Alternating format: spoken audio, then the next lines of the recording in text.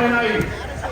তাসলিমা নাসরিনের মতো একটি কুলাঙ্গার সে বাংলাদেশে যখন ইসলাম বিরোধী বক্তব্য রেখেছে তাকেও বাংলার জমিনে তাকে টিকে থাকতে দেওয়া হয় নাই।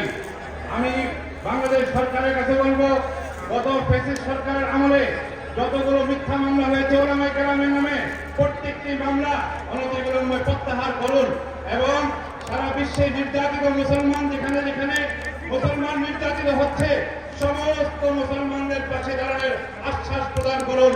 গাজা সহ হিন্দুস্তানে যে সমস্ত মুসলমান ভাইরা আমার অপদস্থ হচ্ছে, মুসলিম এবং নির্যাতিত হচ্ছে, তাদের পাশে দাঁড়ানোর বাংলাদেশের সরকার তাদের পাশে আছে, এবারে আশ্বাস প্রদান করুন। এবারে আমি আমার বক্তব্য শেষ করছি।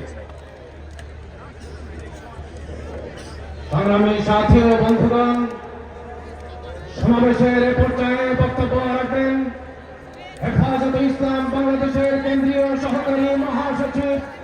চালু করতে চাই, অবিলম্বে তাদেরকে বিচারের আওতায় আনতে হবে এবং কমিশনকে বাতিল করতে হবে। আসসালামু আলাইকুম। সংগ্রামী জনতা, এবার বক্তব্য রাখবেন প্রখ্যাত মুফাসসিরে কোরআন হেফাজতের নায়েবে আমির মাওলানা খুরশিদ আলম কাসেমী।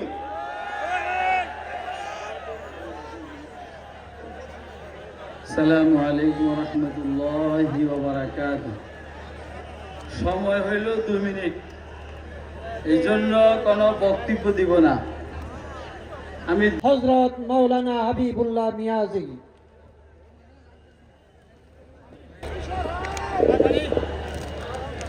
সংগ্রামী উপস্থিতি, আল্লাহ পাক আমাদেরকে তৌফিক দান করেন।